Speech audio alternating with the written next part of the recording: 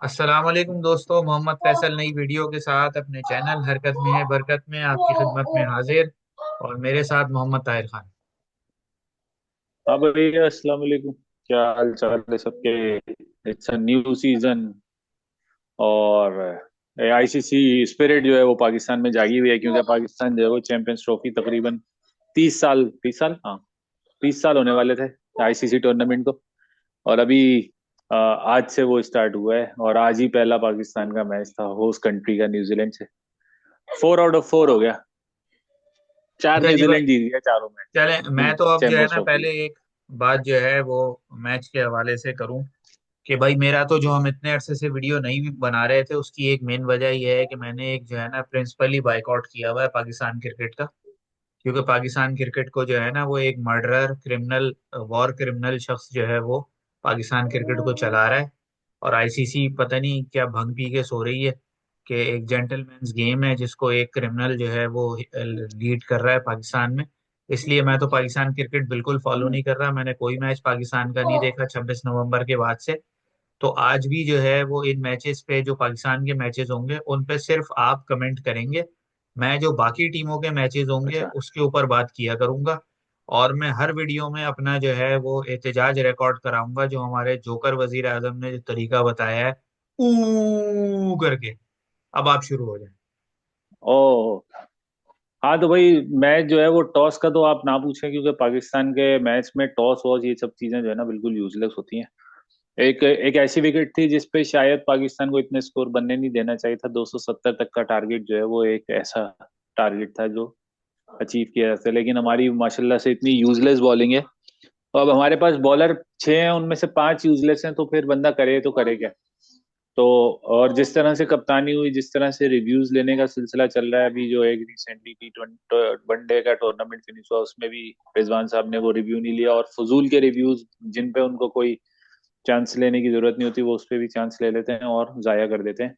Overall एक bad day या bad महीने या 4 महीने या 4 साल या 5 साल आप काउंट कर लें, इस आईसीसी चैंपियंस ट्रॉफी में पाकिस्तान की जितनी प्लानिंग तो कभी हुई नहीं, जितनी वो जो होती है ना हाइप होती है, वो सब खत्म हो जाएगी इस टूर्नामेंट के एंड तक। हम असल कलिया जैसे कहते हैं ना, कि आप खोल दिया और सब कुछ बर्बाद, तबाह बर्बाद कर दिया, तो सब कुछ होगा। 321 रन बनाना इतना मुश्किल नहीं होता। विकेट थोड़ी सी टू पेस कह रहे थे, क्योंकि मैंने मैच पाकिस्तान की बॉलिंग तो पूरी देखी, लेकिन पाकिस्तान की बैटिंग क्योंकि बाबर ओपन कर रहा है, मैं इसलिए एहतजाज कर रहा हूँ कि ये क्या हमारे पास कब 2022 में अनाउंस हुआ था कि 2025 में चैंपियंस ट्रॉफी होगी? एक साइम की इंजीनियरिंग ने आपकी पूरी टीम का बैलेंस बिगाड़ दिया। क्यों? क्योंकि आपके पास बैकअप कोई नहीं था, और बैकअप जो है वो आप खिला नहीं रहे। आपके पास 3 ओपनर, अब्दुल्ला शफीक अब जो भी था हमने उस पर इन्वेस्ट कर दिया था, इसी तरह हमने 5 साल इमामुल हक पे भी इन्वेस्ट कर दिए थे। शान मसूद, बहुत से एक्सपर्ट्स कहते हैं, मुझे इतनी क्रिकेट नहीं, मुझे पता नहीं है सीरियसली इतनी क्रिकेट का। शान मसूद के लिए बहुत से एक्सपर्ट्स कहते हैं कि वो वनडे का बेहतर बेहतर ओपनर है रादर देन टेस्ट। उसको टेस्ट खिलाए चले जा रहे हैं, खैर हमारे यहाँ तो कोई नई बात नहीं।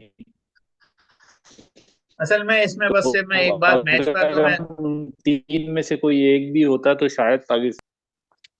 मैच पर तो असल में मैं इसलिए कोई बात नहीं करूंगा, वो तो मैं शुरू में बता चुका हूँ। लेकिन असल में ये जो है सब डरपोक लोग हैं। इनको कोई अगर साइम अयूब इंजर्ड हुआ था तो साइम अयूब के इंजरी के बाद आपके पास बैकअप में यंग ओपनर्स मौजूद हैं। आप चांस लें, आपके पास शाजिब खान है मुसलसल परफॉर्म कर रहा है। आपके पास जो है वो शर्जील खान अपनी फिटनेस को बेहतर कर चुका है, अच्छा परफॉर्म कर रहा है। उसके अलावा आपके पास जो है वो हसीबुल्ला खान है जो बेसिकली वनडे का प्लेयर है और ओपन करता है और अच्छा विकेट कीपर है। तो ये सारे प्लेयर्स को चांस देने के बजाय उठा के तैयब ताहिर को ले आए।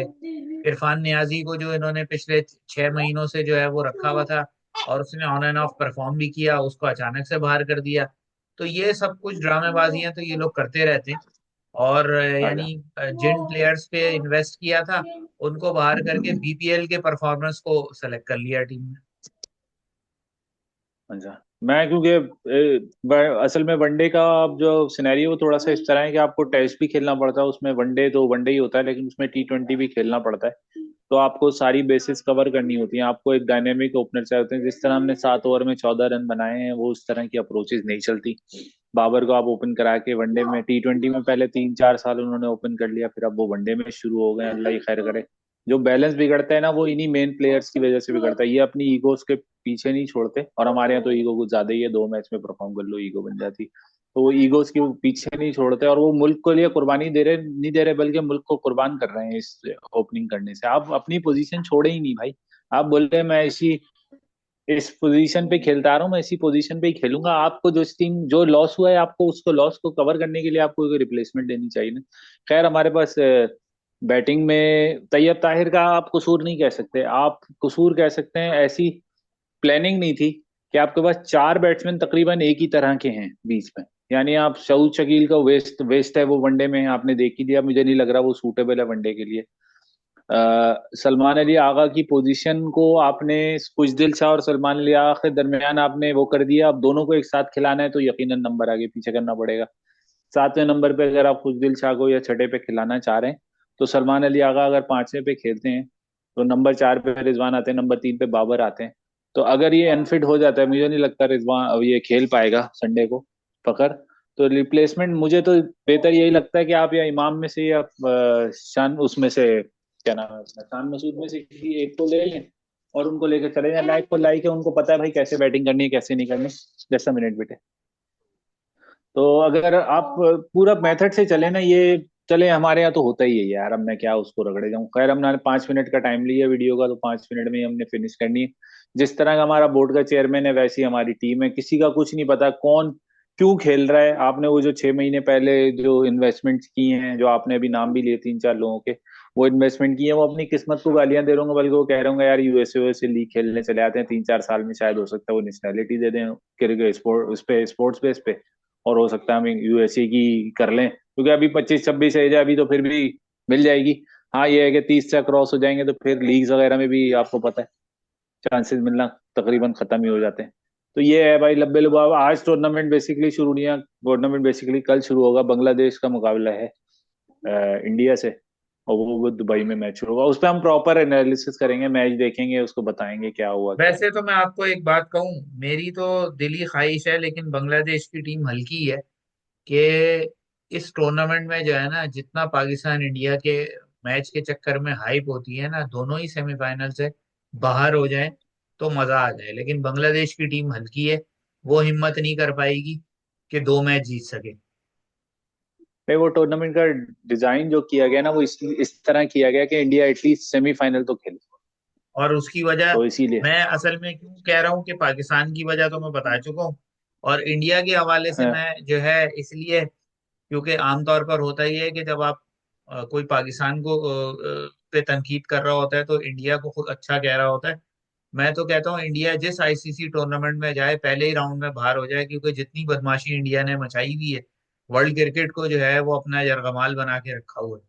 तो मैं तो कहता हूँ कि पहले ही तो राउंड में हम, ये दोनों टीमें बाहर हो जाए। हमारा तो पक्का है बाहर होना, इंडिया का बाहर होना इतना आसान नहीं है, क्योंकि इंडिया से बहुत सारे लोगों के और भी मफादात जुड़े हैं।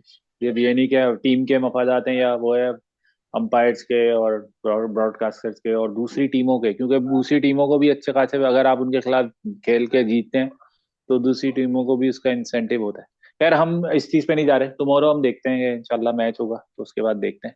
चांसेस तो वही है कि इंडिया जो है वो रूटीन विक्ट्री होगी, लेकिन नई नई टीम थोड़ी बहुत चेंज हुई है मिडिल में। ओपनर्स तो वही है लेकिन टीम बहुत चेंज हुई है इंडिया की, और बॉलर्स भी मेन अनफिट है। तो देखते हैं कि ये ट्रांसफॉर्मेशन शायद पाकिस्तान बांग्लादेश के फेवर में चला जाए। लेकिन ऑन द चलें डे बांग्लादेश भी थोड़ा बहुत स्पिरिटेड अगर परफॉर्म करे तो मैच में जान पड़ सकती है। पहला मैच है टूर्नामेंट का, हो सकता है तो कुछ चेंज आ जाए।